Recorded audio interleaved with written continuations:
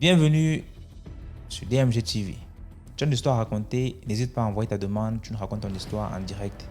Ici, c'est uniquement les histoires mystiques, pas les histoires d'amour. Histoire mystique, tu vas monter nous raconter ton histoire en direct sans mentionner les noms des gens, s'il vous plaît. Bonsoir, tonton. DMG, comment tu vas? Bien, attends. Ça va. J'ai appris que c'est les filles de Bafoussam qui t'ont caché, tu ne fais plus les lives. Finalement, tu t'es renseigné sur le Cameroun. Je viens au Cameroun, non? J'étais à deux doigts même d'y venir il y a un mois. J'étais beaucoup plus occupé ici. Tes cheveux ont diminué, hein? Ah, est-ce que je mange plus équilibré? Bon, j'espère que tout le monde va bien. Oui. D'accord. Bon, je ne sais pas par où commencer. Il y a l'histoire entre l'enfant qui a vendu la maison de sa mère défunte et celui qui est allé litiger le domaine de son père au village. On commence à la première. Hein? Ok. L'histoire-ci, c'est l'histoire d'une dame défunte qui a que 2 enfants dans sa vie. Un garçon et une fille. La fille, c'est l'aînée. C'est une dame qui s'est beaucoup battue. Elle était commerçante de son vivant. Elle a beaucoup réalisé c'est-à-dire elle a beaucoup de biens. Et il s'est fait que on a commencé par l'attaquer. Elle a commencé des petites maladies. Elle a commencé par vendre ses biens pour se soigner. Finalement, elle n'a pas pu s'en sortir. Donc, quand elle est décédée, il lui restait qu'une seule maison. Et son souhait était qu'on l'enterre dans la maison là où elle-même elle était, qu'elle était malade. Donc, après l'enterrement, son fils a chassé sa soeur de la maison sous prétexte que ils vont vendre la maison et partager l'argent. La fille lui a fait savoir que non, on ne peut pas vendre la maison. Sa soeur lui faisait comprendre qu'on ne peut pas vendre la maison de là où on a enterré notre mère pour partager l'argent. Ça ne se fait pas. C'est devenu maison familiale. En plus, elle a que nous 2. Comme c'est lui le garçon, il a tout fait. Finalement, pour éviter les problèmes, sa grande soeur a décidé de rejoindre son fiancé. Donc, elle a quitté la maison et elle lui a laissé la maison. Voilà notre gentleman qui a tout fait et qui a vendu la maison à un Aladji. Il vend la maison, il prend l'argent et il a voulu donner la part de sa grande soeur. Sa grande soeur a dit non, si tu veux manger l'argent, mange seul, mais je ne veux pas partager les problèmes de cet argent avec toi. Quand il prend l'argent, la première chose qu'il part faire, il part d'abord payer une voiture. Ensuite, il va épouser une femme claire. Il faisait sa vie. Et le Aladji à qui il a vendu la maison, lui, entre-temps, il ne lui a pas expliqué qu'ils avaient enterré. Pourquoi tu précises que femme claire? Ouais, ben c'est pour te dire que c'est de là que le problème a commencé. Femme claire, c'est pas quelque chose de facile, hein, c'est pas camarade de quelqu'un. Donc, quand ils ont vendu la maison, il n'a pas expliqué au monsieur que c'était là qu'ils avaient enterré leur mère défunte. Et le monsieur, lui, il a décidé de refaire la maison. Donc, ils ont tout cassé. Ils ont recommencé une nouvelle fondation selon son goût. Et c'est alors que les ouvriers sur le chantier, en creusant la fondation, sont tombés sur les cadavres de la dame, sur les squelettes de la dame, et l'ont appelé pour lui faire savoir que c'est comme ça qu'ils sont tombés sur des ossements humains dans la maison. Et le Aladji l'a appelé pour lui faire savoir que est-ce que vous avez enterré quelqu'un dans la maison? Il répond que oui, qu'ils ont enterré leur mère. Le monsieur dit ok. Maintenant, les ouvriers sont tombés sur les ossements. Viens ramasser les ossements de ta mère, tu vas payer une tombe quelque part et tu déposes. Il répond à Aladji, il répond au monsieur. Alors, il dit qu'ils n'ont qu'à ramasser les ossements là et déposer dehors et continuer leur travail. Donc, dans les pensées du monsieur, c'est qu'il allait envoyer quelqu'un et venir ramasser. Donc, les ouvriers ont reçu le consigne, ils ont fait ce qu'il a dit, ils ont ramené les ossements de sa maman au dehors, en dehors du chantier. Les ossements-là sont restés dehors, la pluie a tapé. Le gars n'est pas passé ramasser. Ils ont appelé sa grande sœur. La grande sœur dit qu'elle n'a rien à avoir. Ils n'ont qu'à appeler celui qui a vendu la maison.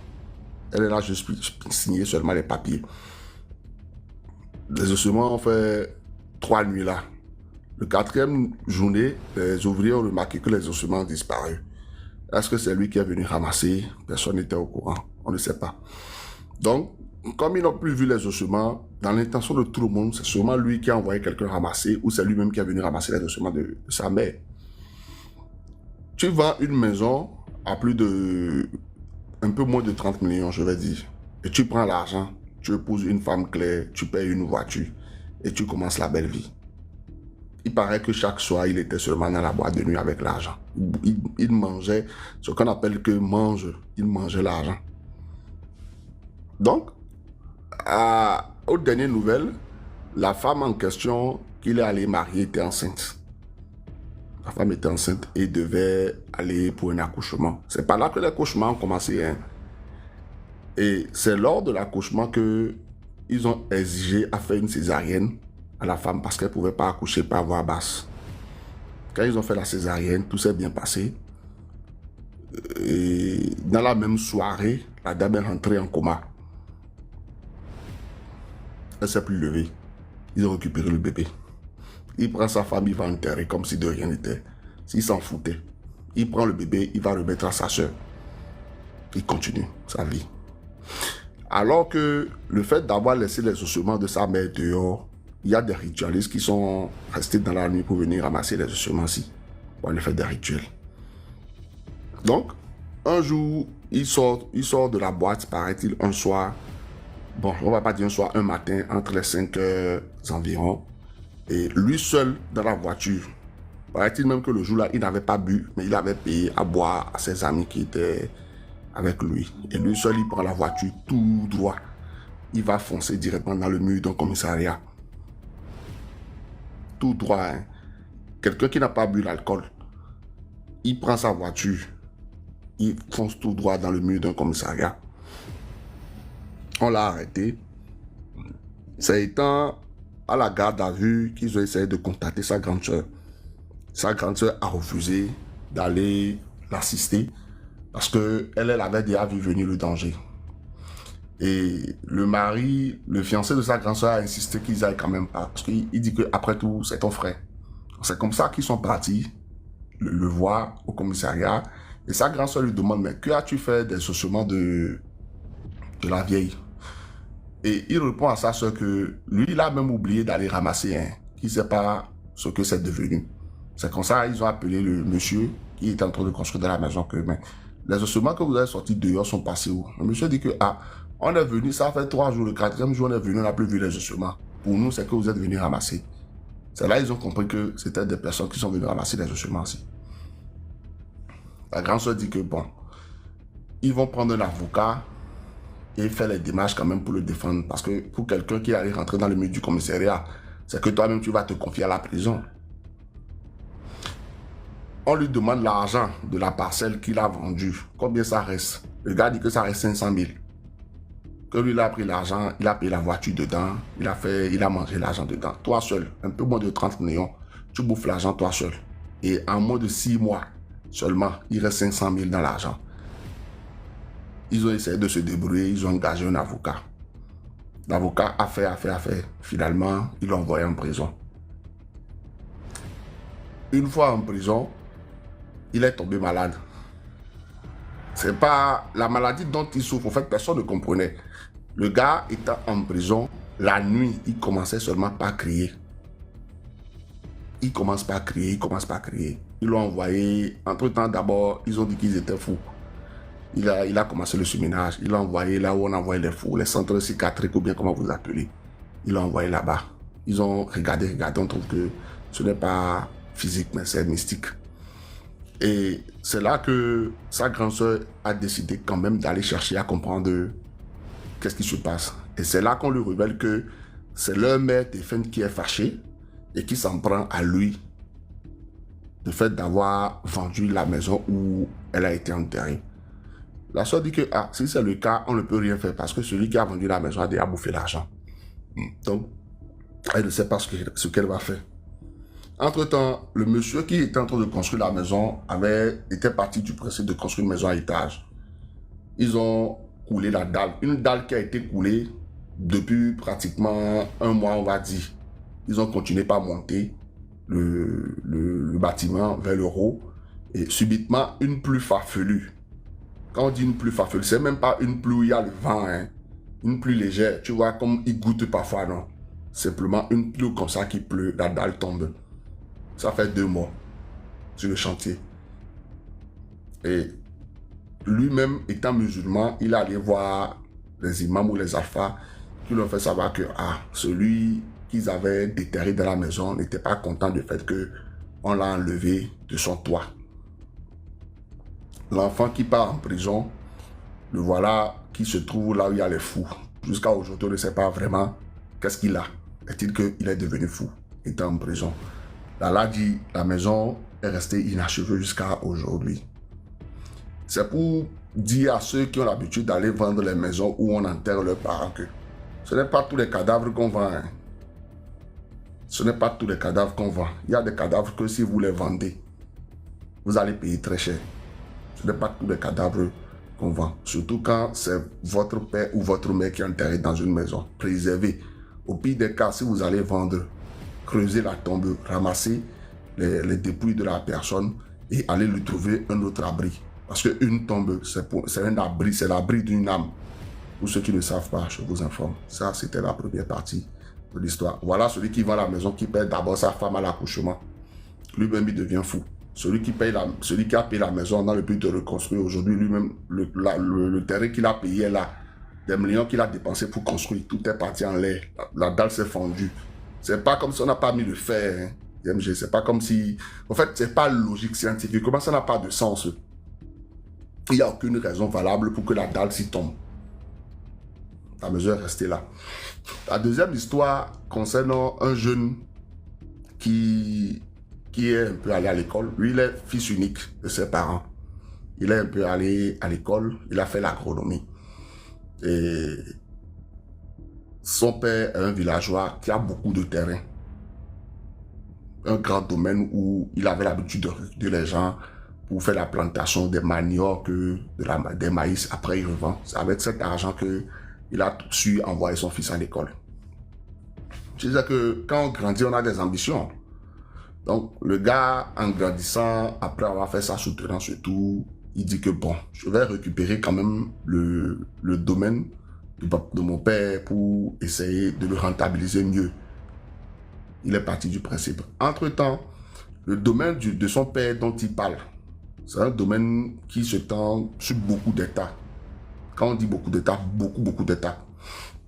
Et il y avait les frères de son papa qui cultivaient aussi sur le même domaine que lui, que le vieux en question. Parce que son papa avait donné, c'est-à-dire avait laissé certaines parties à ses frères pour qu'eux aussi puissent se chercher sur ça. Et quand lui il a ouvert les yeux, il a trouvé que lui il allait prendre tout le domaine chez ses oncles. Il allait faire un champ personnel et qu'ils n'avaient plus besoin de travailler. Lui il avait trouvé un projet de faire la plantation des tomates. Et à chaque fois, ils vont travailler avec lui. Et quand ils vont faire les récoltes, chacun aura sa part. Les frères de son père, ses oncles ont mal pris ça. Ils ont compris que le petit s'y est venu nous arracher ce qu'on avait bénéficié, ce qu'on avait hérité il y a longtemps. Donc, ils ont commencé par le persécuter mystiquement. Pour quelqu'un qui était très intelligent et qui avait tous ses sens. Tout le temps, il tombait malade. Quand il part à l'hôpital, on ne le trouvait rien. Et c'est comme ça que sa mère lui a dit que, bon, comme tu te trouves dans une situation où tu tombes malade, ce n'est plus naturel. Il faut essayer de quitter le village, tu vas en ville. C'est un village chez nous au Bénin ici qui est dans le Mono. Dans le Mono. Donc, il vient à Cotonou. D'abord, il vient à Cotonou en tant que commerçant. Ça, le commerce n'a pas marché. Donc, il est devenu taximan moto. Tu vois, les gens qui prennent les motos pour moquer les gens. C'est comme ça qu'il a commencé par se chercher. Au moins, de ce côté, il s'est trouvé un peu, il a loué un appartement et tout. Il a trouvé une femme et tout et tout. Donc, il avait carrément déjà oublié le village. Même quand son père l'appelait pour lui dire que viens me voir au village, il ne partait pas. Malheur pour lui que un jour, il discutait avec un collègue taximan comme lui, à qui il narrait un peu la situation. Et le collègue taximan lui a fait savoir que mais, si tu as ton père qui a un domaine comme ça et que la famille veut s'accaparer, il faut vendre. Trouve un moyen de vendre le terrain et prends l'argent, tu fuis. On lui a donné cette idée et lui s'est dit que c'est une bonne idée.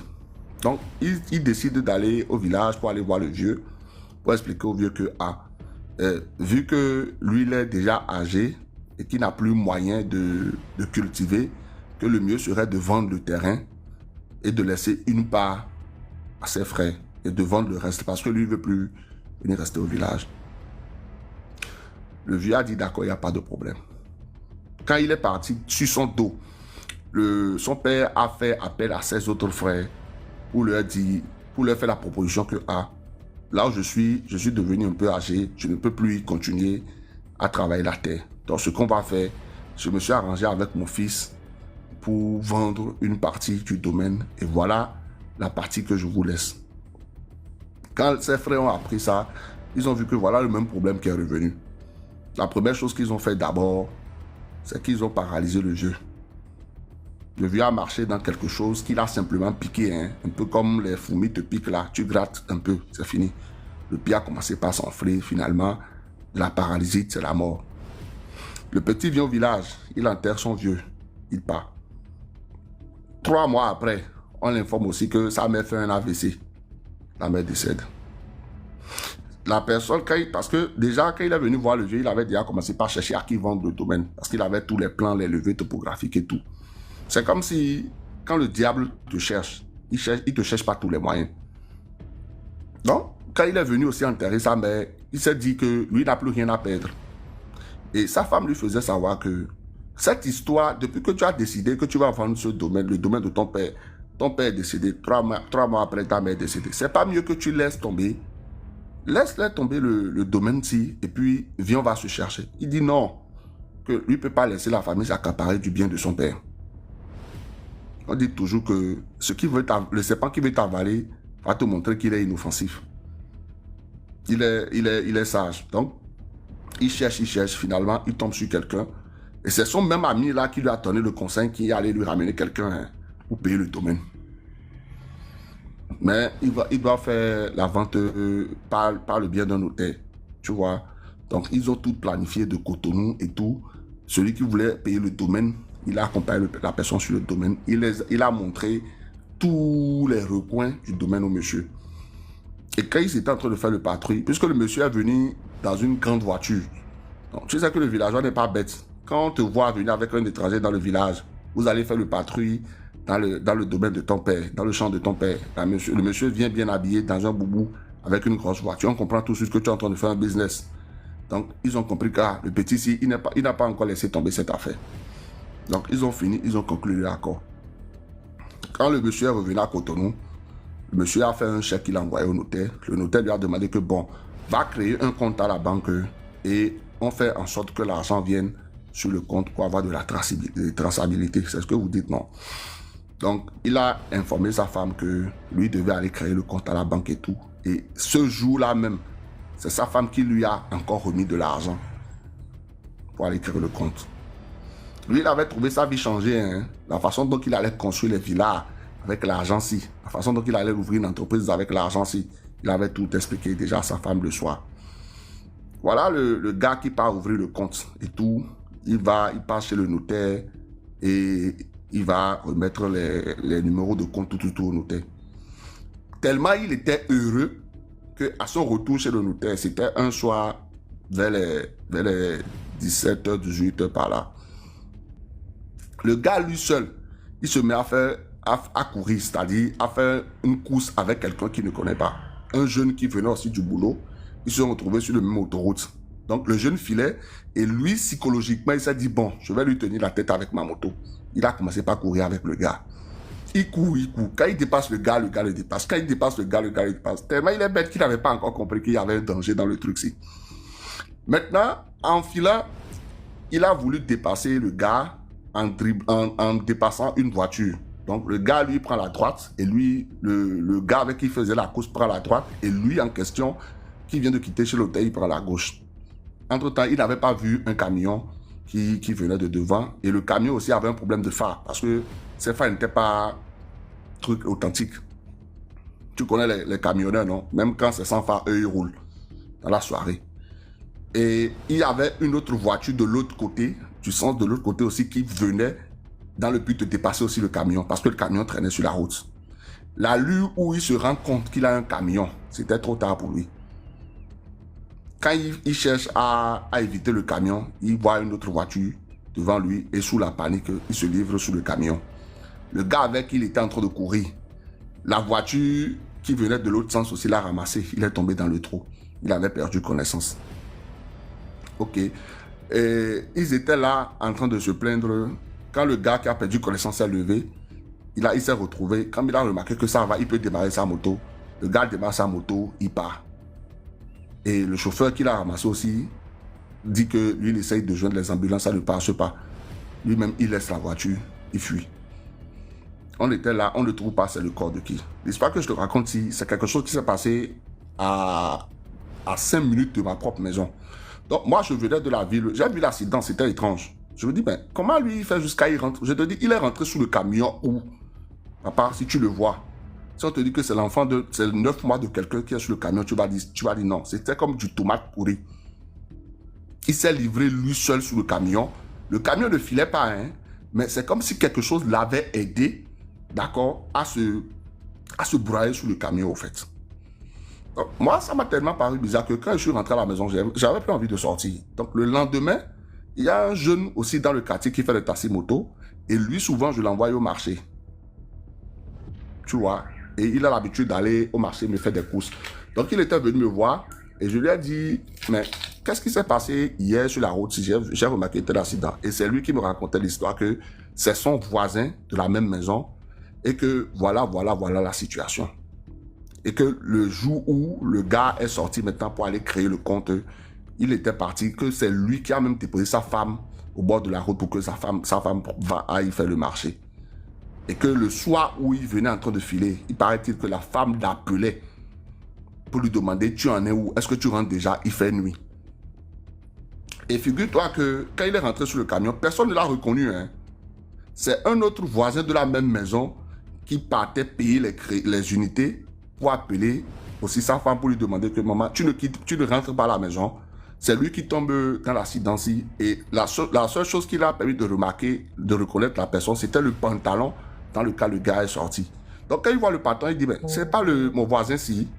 C'est là où il se rapproche de la personne. Il voit que le gars a la même montre qu'il avait le matin quand il sortait. Et c'est lui qui allait être le quartier. La morale de l'histoire, c'est pour vous dire que à un moment donné, quand vous n'avez pas la force de tirer quelque chose, laissez. Surtout quand vous rentrez dans les histoires de litige de terrain, d'héritage, face à une famille. Quand c'est face à une personne, il n'y a pas de problème. Et jusqu'à là même, c'est dangereux. Mais quand il s'agit de toute une famille et que tu veux lutter, voilà, lui, il est en train de vendre un domaine nord. On lui a déposé un chèque chez le notaire. Il va créer un compte pour encaisser le chèque.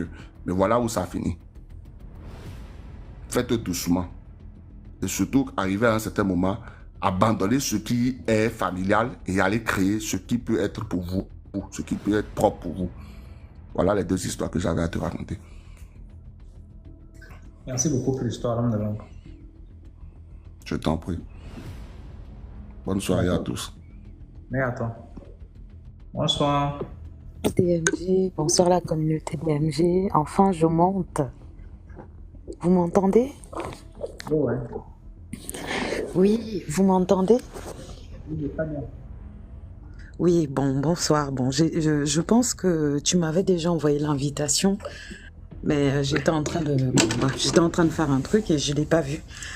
Donc, bah, merci de m'avoir fait monter. Donc, moi, aujourd'hui, c'est un peu piquant. Donc, j'ai 3 histoires à vous raconter. C'est toi qui me diras laquelle. Alors, la première, c'est le totem vivant qui danse dans le ventre d'une femme. La troisième, c'est l'infestation totale du corps par des parasites mystiques. Et la troisième, comme tous les Gabonais aiment bien ça, c'est les histoires de Mami Wata. Massa. On va commencer par la première histoire. Alors la première histoire, donc, c'est l'histoire d'une jeune dame gabonaise, donc qui vit en région parisienne. Donc bon, la jeune dame, elle est arrivée il y a des années, elle fait sa vie, elle n'a jamais cru au mystique, etc., etc.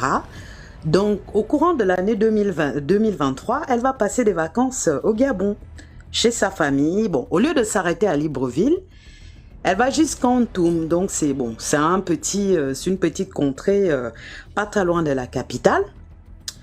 Donc en fait chez nous il y a des interdictions, hein, je pense un peu partout. La femme ne doit pas manger le chat, la femme ne doit pas manger la tortue, tout ça. Et elle est partie, elle est allée faire la parisienne. Donc elle arrive au corps de garde, l'endroit où tous les hommes restent. Et même on lui dit, mais madame, ma chérie, il faut aller à la cuisine avec ta grand-mère. Oh non, je vais aller manger. On lui a dit, tous les jeunes hommes là qui l'a dragué et tout, ils étaient contents. Ils voyaient une petite fraîche et tout qui reviennent de Mbeigne, ils voulaient la pécho. Mais elle voulait aller au corps de garde. Donc la fille, elle part au corps de garde. Elle finit de manger, tout ça. Tout se passe bien et tout. Donc elle revient à Libreville. Et puis à la rentrée, elle vient à Paris. Et nous, on décide de sortir. L'histoire s'est passée là récemment, en 2024. Là. Nous, on décide de sortir la deuxième semaine. Oui, la troisième semaine après son retour. Parce qu'elle devait faire ses trucs pour voir si elle avait ramené le palu, tout ça, etc. Donc, on part au périph' nord. Il y a un endroit ici en France, pour ceux qui sont de la région parisienne, ils connaissent, c'est vers Saint-Ouen. Donc, c'est un truc, comme une boîte, où on met de la siko, on met de la musique camerounaise, on met plein de variétés. Donc, la fille, elle est assise, on est assise. On met la musique là. Enlève le caleçon, yo, yo, yo, yo, yo, yo. Donc, on voit la fille, elle se lève, elle veut danser, donc à un moment, elle tombe. On la regarde, on se dit non, c'est l'alcool qu'elle a bu. Mais dès qu'elle se relève, elle tremble, elle fait oh, elle regarde tout. On dit mais qu'est-ce qui se passe? Elle dit il y a quelque chose qui dans son ventre. Donc dès que le DJ met le volume là, enlève le caleçon, on DMG. À un moment en rigolant, elle disait arrête, tu es sous. Elle a dit non. Donc à un moment on se rapproche, on touche le ventre bougeait vraiment. Donc elle avait mangé le totem. Là où elle était là-bas au Gabon, au corps de garde. Donc quand elle arrive en boîte de nuit, le totem se met à danser, enlève le caleçon dans son ventre. La fille a disjoncté DMG, qu'on va la calmer dans les toilettes, impossible. Et tous les gens qu'on racontait ça, ils disaient non, vous mentez, vous êtes des menteuses. Jusqu'aujourd'hui, elle a dû retourner là, en ce moment elle est au Gabon. Parce que son grand-père lui a dit de retourner, ils vont l'enlever ça là où elle a pris ça. Mais c'est fort, hein. La moralité de l'histoire dans tout ça, c'est que quand vous arrivez quelque part, même si c'est chez vous, et que ça fait longtemps que vous avez été à cet endroit-là, si on vous met en garde, faut respecter, faut écouter ce qu'on vous dit. Parce qu'il y a des choses que quand il y a aussi des anciens qui sont là. Quand vous êtes têtu, ils vont vous donner quelque chose en vous qui va faire que cette chose-là, quand il active, vous allez respecter que là, on ne met pas les pieds. La deuxième histoire concerne une cousine. Donc, elle est gabonaise, elle est mélangée nigériane. Donc, on comprend que la dimension, c'est un level, c'est vraiment le level, le pire level. Elle est fan et elle est nigériane, donc les deux ethnies les plus dangereuses d'Afrique. Donc, la nana, elle part et tout, elle va chez elle, à Enugu, elle va voir ses grands-parents, elle revient, elle fait ses trucs, etc., etc. Donc, ce qui se passe, c'est qu'elle a remarqué quelque chose. À chaque fois qu'elle dort, elle voit un homme avec un gros bangala qui vient avoir les rapports avec elle. À chaque fois qu'elle dort, elle voit quelqu'un qui vient avec un gros engin.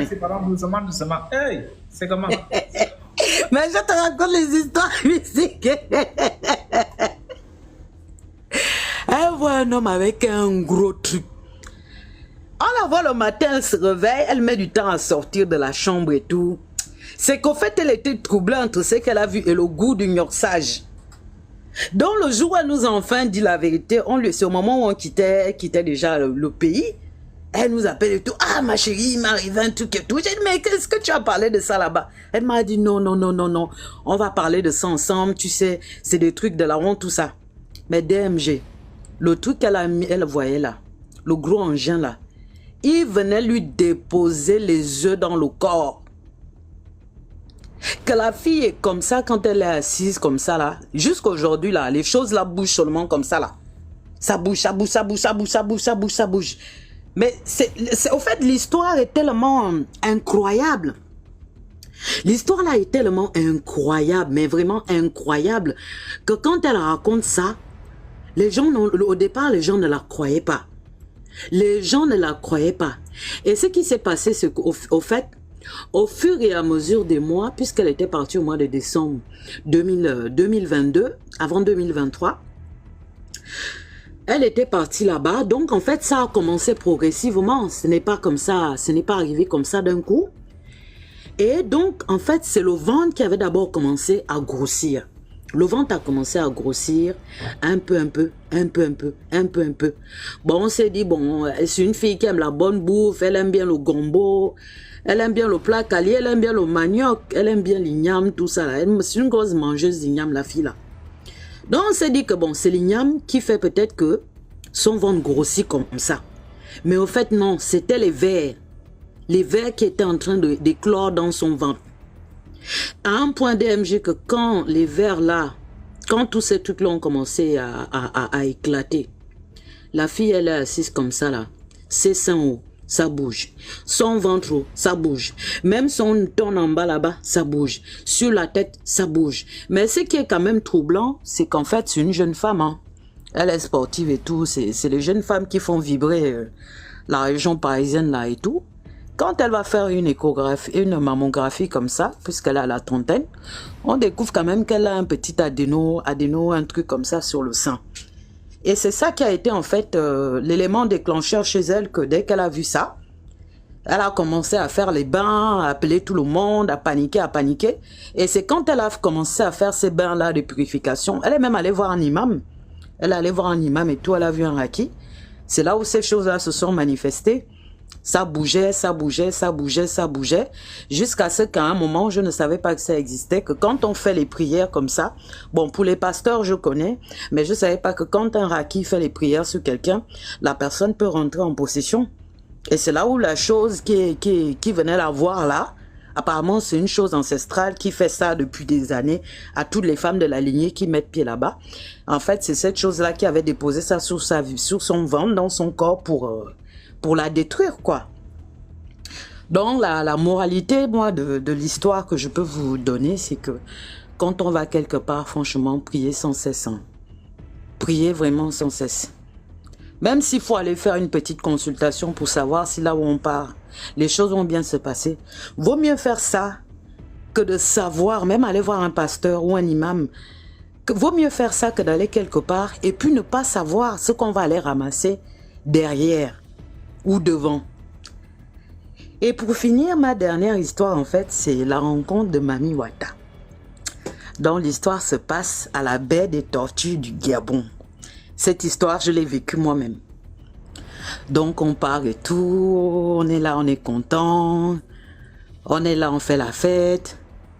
Et donc, à un certain moment, on nous a toujours dit, hein, ça c'est depuis toute petite, depuis le bord de mer, devant le lycée Léon Mba, que quand il fait nuit, il y a des moments, il y a des endroits, il ne faut pas aller. Mais nous, on s'en fout. Tu connais un peu les Parisiens, nous, on n'a peur de rien. Nous.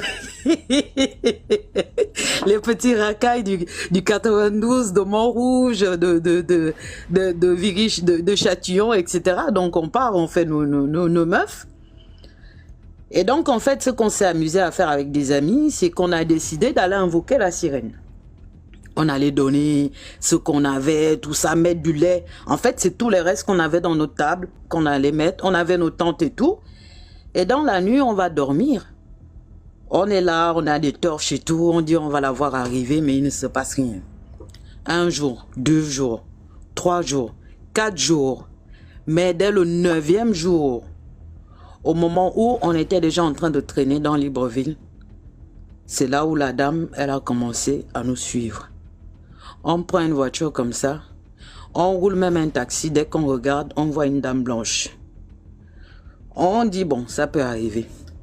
Une fois, on arrive, on fait tout le tour du bord de mer depuis le centre-ville. Quand on commence à monter un peu vers Batterie 4, on regarde la même dame, le même vêtement, la même coiffure. Et à chaque fois nous regarde, elle nous fait un petit sourire.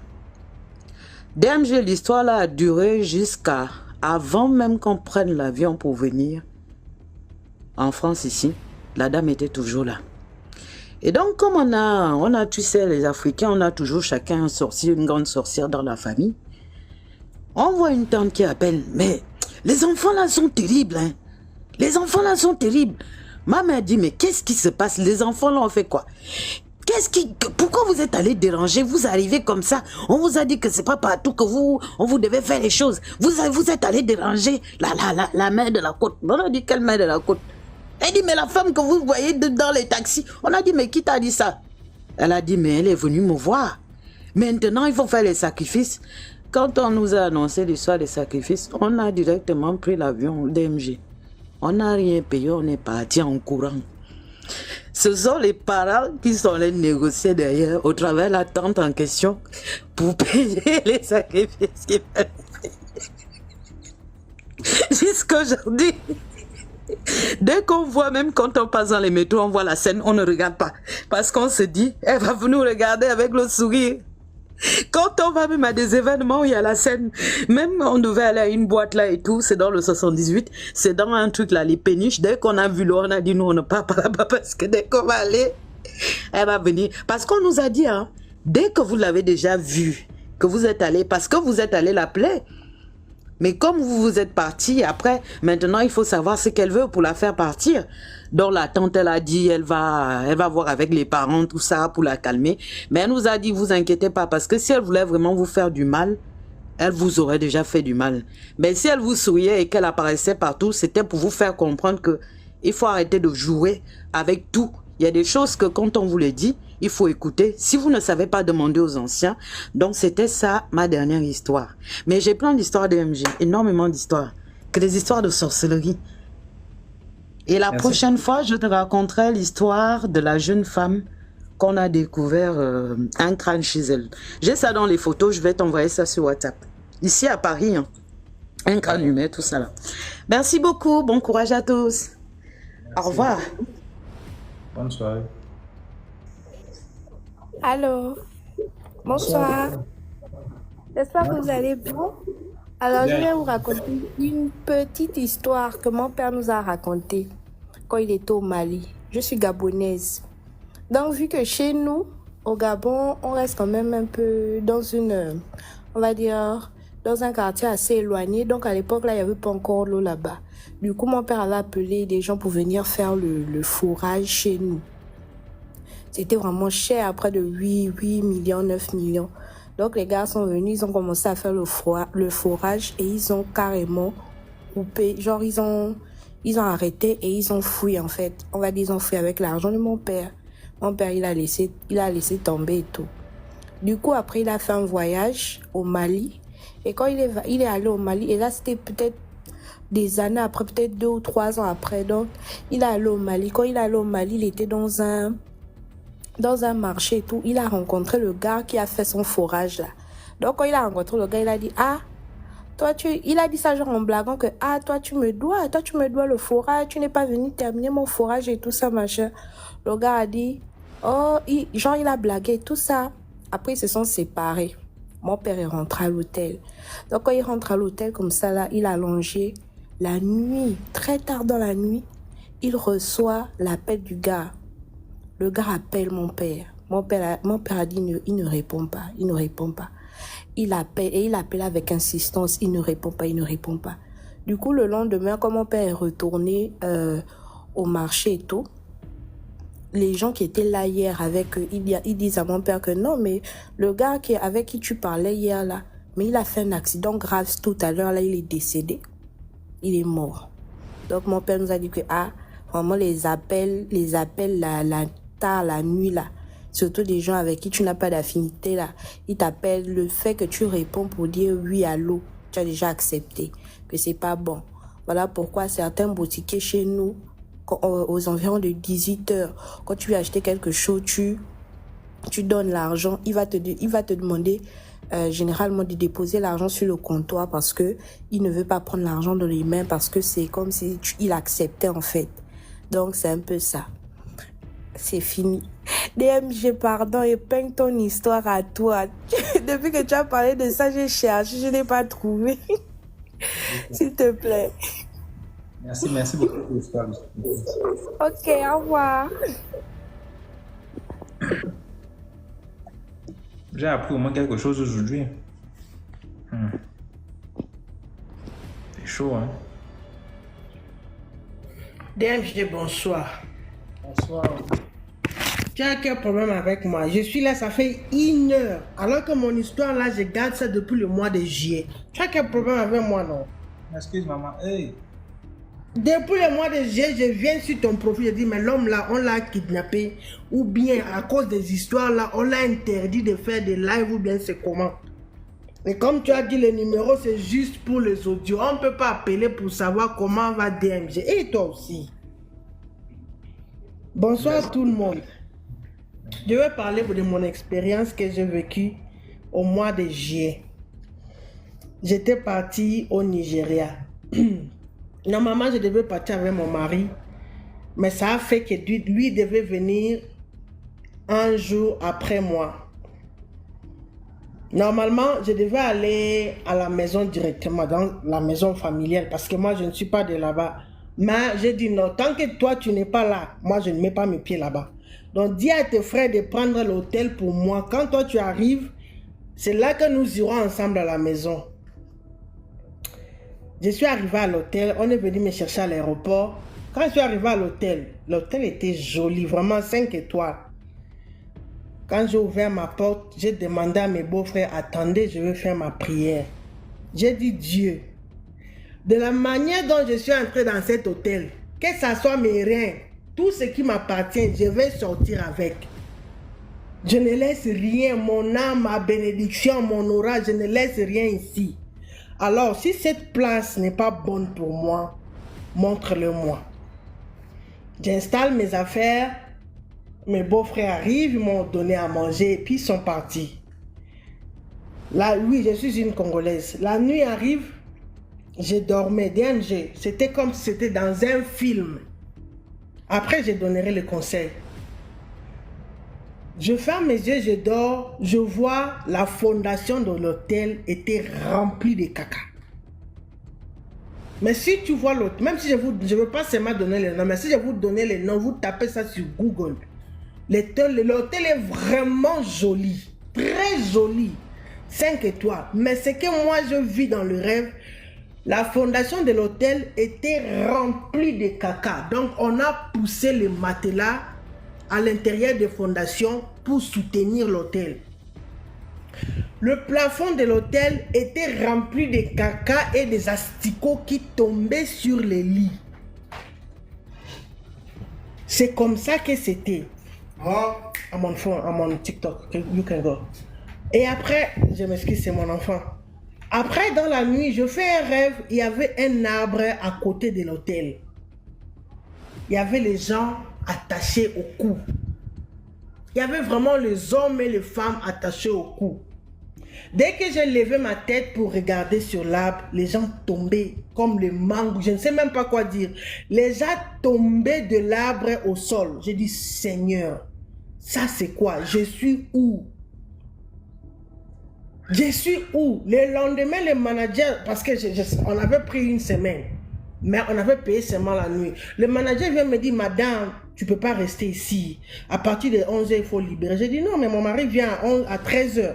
Je ne peux pas libérer, je ne suis pas d'ici, je dois attendre qu'il arrive. Oh non, tu ne peux plus rester ici. DMG, la prostitution qu'il y avait dans l'hôtel là, c'est la magie. Je me posais seulement des questions. Mais les filles qui viennent ici là, ou bien les hommes là, est-ce qu'ils partent avec leurs semences? Avec tout ce que moi je suis chez DMG là, et ce que j'ai vu dans les rêves, est-ce qu'ils partent avec leurs semences? Donc, c'était juste pour conseiller aux hommes, les hommes ou les femmes, quand vous partez dans des hôtels avec vos chéris, sortez avec vos semences. Pour moi, l'hôtel là a été construit par l'argent du sang. Le propriétaire de l'hôtel là a construit un hôtel avec l'argent du sang. L'argent là n'était pas bon. Parce que dans les rêves, l'hôtel était sale. Les cacas du plafond, les cacas de partout. Donc c'était juste ça mon histoire. Et je vais te faire rire un peu DMG. Mon mari m'a fait prendre le bus au Nigeria. Je ne supporte pas l'odeur de la transpiration. Un vieux est venu, le vieux sentait mal. J'ai voulu ouvrir ma bouche, j'ai dit, avec les histoires de DMG là, pardon hein. J'ai dit, c'est ma baby, moi je mets mon nez sur ton épaule jusqu'à ce qu'on arrive. Faut pas que je vais laisser mes seins ici. Au Nigeria, bonne soirée à tous. Merci beaucoup. Merci beaucoup. Waouh. Bonsoir DMG. J'espère que tu vas bien. Ouais, ça va, je vais bien, merci. Et toi? Très bien, merci. Ça fait longtemps? Oui, oui. Je voyais plus les lives, je me plaignais même. Non, je ne faisais plus de live, je sens même pas que tu ne voyais plus. D'accord. Donc, pour aujourd'hui, je vais raconter une petite histoire. Ça s'est passé au mois de juillet. Alors, un soir, j'ai dormi tranquillement. Et puis, bon, j'étais seule vu que ma fille était en vacances. Alors, autour de 2h, 3h du matin, je fais un rêve où j'ai été visitée par 3 petits garçons. Leur âge allait de 8. Je l'aperçois un week-end. Et puis le lundi matin, avant de déposer ma fille chez sa tante, elle était en vacances, je l'apprenais que le week-end, je vais dire bonjour à mon bailleur, je vais lui souhaiter la bienvenue. Et puis le soir, la nuit du lundi au mardi, quand je dors, oui, allô? Ça va d'abord couper. Il faut reprendre à partir de leur âge varié de 8 à combien là, à partir de là? Ah, d'accord. Donc, je disais au mois de juillet, voilà, mon bailleur était rentré de son voyage. Il était en voyage, il avait fait 3 mois hors de la ville. Et puis quand il rentre, je l'avais aperçu chez lui le week-end. Il était rentré le week-end. Maintenant, le lundi matin, je suis allée lui dire bonjour. Et puis, je suis allée au boulot. Je suis rentrée le soir, j'ai dormi. Autour de 3h du matin, 2h, j'ai fait un rêve où j'avais été attaquée par 3 petits garçons allant quasiment de 8 ans. Leur âge allait de 8 ans à 10 ans. Et là, j'ai réussi à capturer l'un d'entre eux. Donc, j'ai attrapé un, je lui ai coupé le cou avec un couteau. Donc, je l'ai blessé au niveau du cou. Ça, c'est dans le rêve. Et après, je l'ai relâché, il est parti. Et lorsqu'il est parti, il est allé juste se réfugier dans les bras de mon bailleur. Et mon bailleur disait appeler l'ambulance, amener à l'hôpital, amener le sparadrap et ceci, cela. Dans le rêve, quand je me suis réveillée, au lieu de prier, je n'ai pas prié, j'ai parlé. Et je dis, moi j'ai toujours dit que je suis venue louer, pas parce qu'il n'y a pas de place chez moi et tout, c'est parce que j'ai envie de vivre ma petite vie tranquille avec ma fille, parce qu'à mon âge, je trouve plus normal de vivre en famille. Donc vous n'avez pas intérêt à m'emmerder. Tant que je verse un loyer, cette maison m'appartient. Et comme j'avais trempé le linge, le lendemain, 6h pile, je suis allée faire la lessive chez mon bailleur, parce qu'en fait, chez moi, j'ai pas de lavabo et laver très tôt dans la douche, c'est un peu sombre. Et quand j'arrive chez lui, je dis bonjour au monsieur. Il me répond à peine, il n'arrivait pas à me regarder dans les yeux. Je l'avais fait à dessein. Je fais ma lessive, j'ai installé, je suis rentrée chez moi. Quand je rentre chez moi, il était devenu très bizarre avec moi. Et normalement, moi, je verse un loyer chaque 14 parce que j'étais rentrée ici le 14 décembre. Alors, on était au 13 du mois de juillet. Ça voudrait dire qu'on n'était pas encore au 14, je n'avais pas encore payé le loyer. Je vais travailler. Quand je rentre, il m'a fermé la porte, il a bloqué la porte de ma maison. Je vais cogner chez lui autour de 18 et je lui dis, mais qu'est-ce qui se passe? Pourquoi tu me fermes la maison? Il me dit, je veux mon argent. Je lui dis, mais je ne te dois pas. Déjà qu'il y a ma caution. Ensuite, le 14, c'est demain. Aujourd'hui, nous ne sommes pas au 14. Tu peux même pas me fermer la porte au lieu de me demander de l'argent. Me dire, si tu as déjà de l'argent, verse-moi le loyer parce que j'ai un souci. tu viens carrément me fermer la porte. Et il me dit, oui, donne-moi mon argent. Et puis je lui ai dit, écoute, je pense qu'un vieux papa comme toi, je peux avoir de l'argent maintenant et ne pas te donner. Et donc le problème c'était devenu entre lui et moi parce que je l'avais traité de vieux papa. Il a obligé l'action qu'il a faite. Et puis on s'était chamaillé vraiment de manière violente. Il était jusqu'à aller appeler ma voisine et tout. On a discuté. Après je suis revenue. Bon, la morale de l'histoire, moi je dirais que le vieux, à son retour du voyage, il a certainement tenté de m'attaquer spirituellement dans la nuit. Et comme il n'a pas pu, il a voulu me déstabiliser en journée en venant me bloquer la porte. Et moi, je n'ai pas eu peur de lui. Et jusqu'à aujourd'hui, au début, c'était compliqué. Bon, maintenant, la tension a quand même baissé. On se dit bonjour, on essaie de se parler. Voilà, donc c'était un peu ma petite histoire, comme pour dire que n'ayez pas souvent peur. Quand quelqu'un t'attaque dans la nuit, la journée, tu le vois, tu baisses le visage, tu vas avoir peur. Non, il faut le regarder, il faut l'affronter. Voilà, c'était tout pour aujourd'hui. Et peut-être vendredi, c'est un live, je pourrais rencontrer d'autres histoires parce que depuis que je suis ici, je vis pas mal d'histoires un peu mystiques. Voilà, un peu ça. Voilà, c'était tout pour aujourd'hui et bonne soirée à tous. Merci. Merci beaucoup, Laurencia, pour l'histoire. Oui, vendredi, il y aura un direct. Ah, super, ok. Et je pourrais me connecter un peu plus tôt. D'accord. Ceux qui ne sont pas encore abonnés à DMG Productions, allez vous abonner s'il vous plaît. Là où on poste tous les lundis 17h les petits courts-métrages là. C'est là où on produit les petits films là. Donc allez vous abonner à DMG Productions sur YouTube. Pour les audios, l'audio c'est le WhatsApp c'est plus 237 655 81 90 17. Merci beaucoup à Kansas. Voilà, tu passes sur toutes les vidéos sur ma page TikTok, tu vas voir le numéro là. Merci beaucoup à CP 655 81 90 17, c'est ça exactement. User, ton micro est bloqué. Bon, on a fait le live. On va continuer vendredi comme d'habitude. On a vraiment repris le live donc. Merci à tous ceux qui ont tapoté. On a 389 000 likes. Merci à tous ceux qui ont participé. Les histoires, il y a vraiment des histoires lourdes aujourd'hui. Les tapoteurs, merci. Ceux qui ont partagé, 303 partages. Merci tous ceux qui ont envoyé les cadeaux. Merci à vous tous. Bref, merci. On se prend vendredi pour un autre direct. Portez-vous bien et surtout, priez avant de dormir.